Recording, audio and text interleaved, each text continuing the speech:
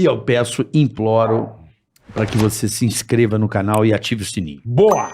Faça isso. Boa! Hoje o bagulho é chique, Nosso rapaziada. público adora esse cara e esse tipo de O conversa. cara é ótimo, ele é ótimo. É um gênio. Então inscreva-se no canal, curta, compartilhe. Precisamos de vocês ao nosso lado. Exatamente. Tem o Valeu, tem um monte de coisa bacana que você Tem, pode colaborar e nos ajudar. Ou seja, como ser especialista em pessoas, né? Se cada pessoa geralmente tem uma individualidade. Como fazer isso? Antes de partir para isso, deixa eu só contar um fato que veio na minha cabeça sobre o foco de atenção. Há um tempo atrás, um cara que é amigo meu hoje, antes era cliente, na época eu tinha uma agência de turismo, alguns anos atrás, ele ficou me devendo um valor alto. E a gente ficou, 3 meses discutindo no telefone, cara, você precisa me pagar e tal. E um dia a gente marcou uma reunião presencial e a gente teve assim uma discussão mesmo. E ali ele falou, cara, eu não tenho como pagar, a gente vai ter que parcelar e tudo. Bom, nunca mais vi o cara. Passou um tempo, eu me mudei para São Paulo, aí eu quebrei, me mudei para São Paulo. Esse foi o cara que abriu as portas para mim em São Paulo. Ele me ajudou muito, abriu muitas portas para mim. E aí um dia a gente saiu para jantar, eu falei, cara, poxa, você abre tantas portas para mim, muito obrigado e tal. Ele falou assim, mas você sabe por quê, né? Aí eu falei assim, não. Ele falou assim, porque eu te conheço de verdade. A gente discutiu algumas vezes por telefone, a gente discutiu pessoalmente uma vez. Você nunca me ofendeu, eu estando todo errado. Você nunca deixou de me chamar pelo título, porque ele era um líder e eu chamava ele pelo título. E você, cara, nunca foi sarcástico, nada. Então eu vi, cara, esse é o Thiago. O Thiago é um cara que ele tá nervoso, mas não perde o respeito por uma autoridade. Ele tá nervoso, mas ele não vai me ofender ou me agredir. Então aquilo ali fez você entrar no meu coração. Aí depois a situação virou. Eu quebrei e ele estava bem. Aí ele pegou e me ajudou. Então a vida é feita de plantar e colher, você que está me assistindo. A vida é feita de plantar e colher. E geralmente as pessoas vão se lembrar de você no dia difícil. No dia bom ninguém lembra. Hoje o Lucão tá bom, então as pessoas não lembram. É no dia que você deu o problema que as pessoas vão lembrar. Então você tem que estar sempre preparado para isso. Porque no dia mal a gente revela quem é de verdade. E sobre as pessoas serem iguais ou não. Claro que não, cada um tem uma individualidade. Você imagina que cada um aqui teve uma infância diferente. Cada um que está aqui teve um trauma ou uma frustração ou uma limitação diferente. Cada um que está aqui tem uma imagem de pai e mãe diferente do que o outro tem. Imagina que eu sou muito ligado ao meu pai, mas tem gente que nem conheceu o próprio pai. Então a visão de paternal é completamente diferente de uma pessoa para outra. Se você parar para pensar, você nunca vai poder colocar o ser humano como objeto de estudo e lançar. Ser humano é assim. 12 passos para entender o ser humano. Não dá, porque cada um é completamente diferente um do outro. Mas seria um bom título de livro, não? Tipo signo. 12 passos para entender alguém. Você não baita título de livro, não? Ah, bom. Ou vídeo de YouTube. Bom vídeo de YouTube, anota aí. Vamos... Mas já viu que não dá para fazer. Não é que não dá. É porque seria especulação. Dá para fazer, mas é uma especulação. Porque eu não posso pegar como regra o que aconteceu na minha vida e deu certo para mim e dizer que vai acontecer na sua. Real. Não dá, porque a gente tem experiências diferentes, a gente lida com os problemas de forma diferente, nós temos a fé é diferente. Por exemplo, eu passei por muitas situações diferentes na vida, mas como eu tinha muita fé, eu falo assim, eu não vou morrer nessa situação, eu vou sair disso. Mas tem gente que fala, eu quero morrer mesmo, quero morrer para sair dessa situação pela morte. Quantas pessoas pedem a morte? Então, cada um leva a vida de forma diferente. É por isso que é importante, quando você se torna um especialista em pessoas, você tem que entender que você não vai entender todo mundo. Você tem que escolher as pessoas que você quer entender. Então, por exemplo, por que casamento às vezes dura pouco? Porque as pessoas não investem o tempo suficiente para entender com quem casaram. Eu já entendi várias coisas, estou casado há 17 anos, entendi várias coisas. Então, por exemplo, com a Janine, minha esposa, não adianta discutir. Não adianta, eu tentei por anos. Por que não adianta? Caramba, isso é sabedoria, né? É sabedoria. No final, ela consegue conversar comigo, me fazer me sentir errado na situação, ela prova o lado dela e fica mais forte que o meu lado. Aí a gente fica 2 dias brigado, 2 dias que a gente podia estar fazendo outras coisas, quando não está brigado, faz.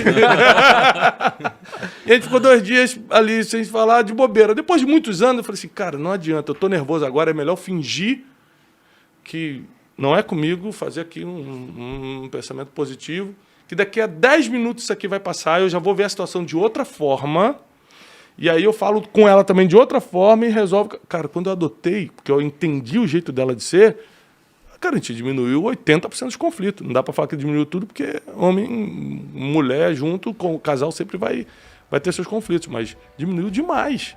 Porque eu me dediquei a entender como é que funciona. Ai, meu Deus. Mas, Brunet, Eu tô como com medo. lidar com pessoas difíceis, cara? Olha, você só precisa lidar com 2 tipos de pessoas. Eu ensino isso no livro em um dos capítulos, com os contornáveis e os incontornáveis. Quem são os incontornáveis? São aquelas pessoas que, cara, isso é muito bom. São as pessoas que você não escolheu, mas vai ter que conviver. Por exemplo, você escolheu... Separa, hein, Kaique? Tá bom. Você é casado, né, Kaique? Não sou mais. Ai, meu Deus do céu. Pergunta forte. Não soube lidar com pessoas, Kaique? Divorciado. Você tá casado? Não casado, mas eu tô junto com a minha namorada há 11 anos. Eu já casado. poderia escrever um livro. Tá casado. Especialista em relacionamentos. 11 anos? Então vamos lá. Você escolheu a sua namorada. Chega uma hora que escolhe, né? Não, você escolheu namorar com ela. Namorar com ela, sim, Ninguém claro. escolheu pra você, foi você que foi lá e escolheu. Sim, eu falei, isso Mas aqui você mesmo. escolheu a sogra ou o sogro? Não escolhi. Eles vieram juntos. Veio no pacote. Você escolheu trabalhar no Primo Rico. Escolhi. Mas você escolheu quem seria o editor que ia Não. trabalhar ali contigo? Não. Não. Então, existem várias coisas que você não escolheu. Quem vai ser teu pai e tua mãe? Você não escolhe. Você nasce, de repente, quando você vê, eu tenho pai e tenho mãe. Então, existem 2 tipos de pessoas. As pessoas que são incontornáveis, são aquelas que são pedra no teu sapato, são pedras no caminho, mas não dá para você fingir que ela não existe. Sim. Não dá para contornar e seguir caminho. É incontornável, ela tá ali. Você pode brigar com o teu cunhado, mas no Natal ele tá lá na sua frente, porque reúne a família. Você pode... São as pessoas que você vai ter que lidar sim ou sim. E tem os contornáveis. Quem são os contornáveis? São pedras no seu caminho, mas dá para contornar e fingir que... Entendi. Entendeu? Por exemplo, você vai cortar o cabelo, o barbeiro te distratou, cortou teu cabelo errado. Para que você vai discutir com um cara que é só mudar de barbearia? Para que você vai estressar? Para que você vai ficar sem noite de sono? Eu já tive muito problema em check-in para embarcar no aeroporto. A pessoa assim, fazer de tudo para não embarcar, a pessoa do check-in. Eu falei, gente, mas eu estou dentro do horário. Não, mas eu vou estar fechando. Mas eu estou dentro do horário. E eu falei assim, olha, aí começa a dar aquela raiva, você fala, caramba, eu vou discutir com a pessoa. Eu falo, cara, o que eu vou ganhar com isso se eu nunca mais vou ver essa pessoa? Nossa, isso é real. É um contornável, é só contornar, então tá bom. Quantas vezes eu embarquei? A pessoa falou, não, eu fui no guichê do lado e embarquei. Se eu tivesse perdido mais tempo ali, além de ferir minhas emoções, além de me encher de lixo emocional, eu ainda perdi o voo mesmo. Entendeu? Então, se as pessoas que são difíceis de lidar estão na classificação dos contornáveis, não seria uma preocupação nossa. Eu acho que a gente tem que contornar e seguir caminho. Não gostou daquele restaurante, o garçom te distratou, muda de restaurante. Contorna a pedra e segue o caminho. Agora, se não tem jeito, você precisa tratar com aquela pessoa, porque ela é muito difícil, mas trabalha contigo. É muito difícil, mas casou com ela. É muito difícil, mas está na tua família. Você vai ter que praticar uma das coisas que o ser humano sabe o que é, mas tem mais dificuldade em lidar, que é a empatia. O poder de se colocar no lugar do outro. Por que essa pessoa é assim? Entendi. Por exemplo, quando alguém me corta no trânsito, me cortou no trânsito, me xingou. Pô, dá raiva, te xingou de filho disso, de aquilo, vai para isso, vai para aquilo. Você fica com vontade de retribuir, né? Mas eu paro para pensar o seguinte, primeiro, vou perder meu tempo, nunca mais vou ver esse cara na vida, para que eu vou feri-lo? Segundo, se ele está fazendo isso é porque ele não está bem. Aí é empatia. Por que eu lido bem com isso? Porque eu aprendi a me colocar no lugar dele. Falei, cara, o cara não pode estar bem. 7h30 da manhã o cara fazendo um escândalo desse, brigando, buzinando, xingando todo mundo. O cara não pode estar feliz. Eu estou indo pro meu trabalho aqui feliz da vida. Hoje eu vou gravar Brunecast, hoje eu vou fazer não sei o quê, realizar meus projetos. E um cara desse está me xingando, tem alguma coisa acontecendo. Então, quando você se coloca no lugar dos outros, é mais fácil lidar com pessoas difíceis. Cara, e é bizarro esse negócio do trânsito, né? Uma vez eu tava no carro e aí tinha uma moto. Ela tava vindo, cara. E aí, sabe quando você sem querer, você não viu muita moto, aí você tá vindo assim, e aí, ih, caramba, uma moto, aí você volta? Uhum. Eu fiz isso, só que a moto tava longe. Não tava perto, tava lá longe. Aí eu vi, caramba, deixa eu voltar. E o cara ficou muito bravo. Muito bravo. Aí o cara veio do lado do meu vidro e começou, cara, a buzinar, a gritar, a apontar o dedo. E aí eu falei, caramba, será que o cara não vai embora? E aí o cara ficou do meu lado assim, ó. E veio me acompanhando. Aí parou no farol, aí o cara parou. Aí andou, e o cara ficou me xingando todo o tempo. E eu tava olhando pro cara, e assim, ó, o meu carro é blindado.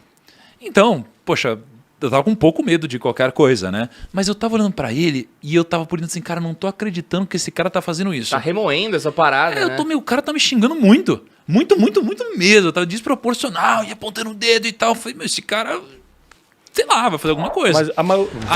Mas aí eu peguei e falei assim, cara, me desculpa. Aí eu falei, me desculpa. Aí ele pegou, ele parou assim, e aí ele vazou. É isso aí. E ele foi embora. Então, olha que louco como as pessoas são, né, cara? Mas isso está em Provérbios. A resposta branda desvia o furor. Quer encerrar uma discussão? Vai lá e cara, pô, irmão, desculpa mesmo. Mas sem sarcasmo. Sem sarcasmo. Sem brincadeira. Vai lá e resolve mesmo. É a melhor forma de você lidar com pessoas difíceis é você sendo humilde. Aliás, a humildade é o pré-requisito. Tem 2 pré-requisitos principais para você ser especialista em pessoas. Tem que ser humilde e tem que ser especialista em perdoar.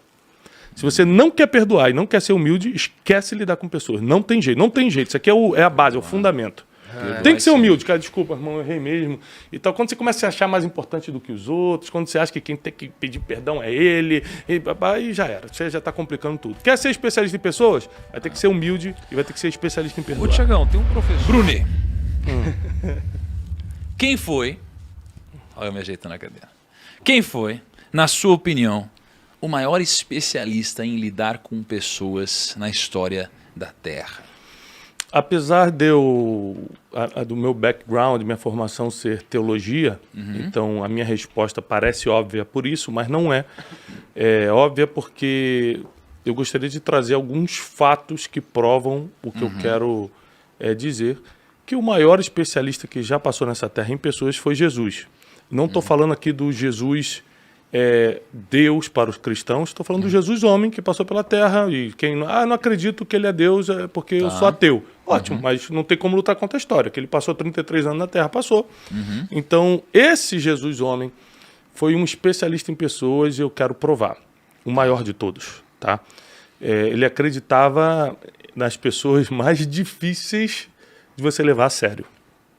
Entendeu? Ele conseguia jantar com o homem mais rico de uma cidade à noite e de manhã estar almoçando com uma prostituta que ninguém dava valor numa época onde o machismo liderava. E estou falando de Oriente Médio há 2000 anos atrás. Estou falando de um Hoje já é complexo. Hoje já é complexo. Mas, então ele valorizava as pessoas, ele via o futuro das pessoas, ele acreditava, ele dava oportunidades que provavelmente a gente jamais daria para as pessoas.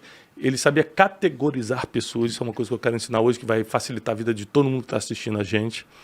Então, sem dúvida, quem passou por essa terra e deu uma aula disso foi Jesus. Mas olhando para o Jesus homem, né? Se a gente fosse tirar um pouco desse lado espiritual, místico, né? Quando você fala sobre, ele podia ver o futuro das pessoas e tal, você fala sobre uma ótica espiritual ou você fala sobre uma ótica de, cara, ele consegue tanto ler as pessoas que ele consegue imaginar o potencial de onde elas chegariam de uma forma mais técnica? Tem duas formas de você enxergar isso. A forma espiritual, que é eu consigo ver porque é como uma evidência, eu consigo entender o seu futuro. Mas por acaso, dessa vez, não estou falando de uma forma espiritual, não. Ele tinha uma leitura sobre o futuro das pessoas.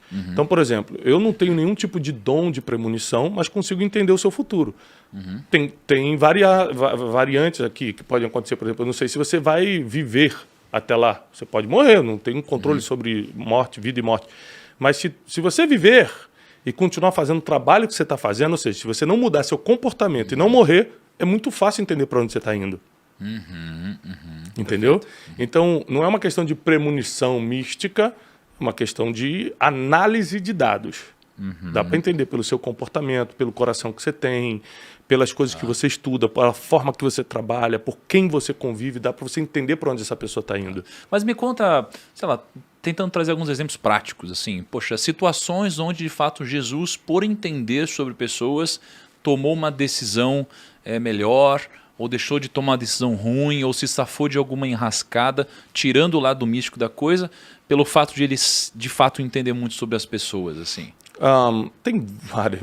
Uma que vem na minha cabeça agora no dia que ele foi preso, ele estava num monte chamado Getsemane, era um jardim em frente a Jerusalém, e ele estava ali com os seus principais discípulos, Pedro, Tiago e João. E os soldados chegam para prender Jesus.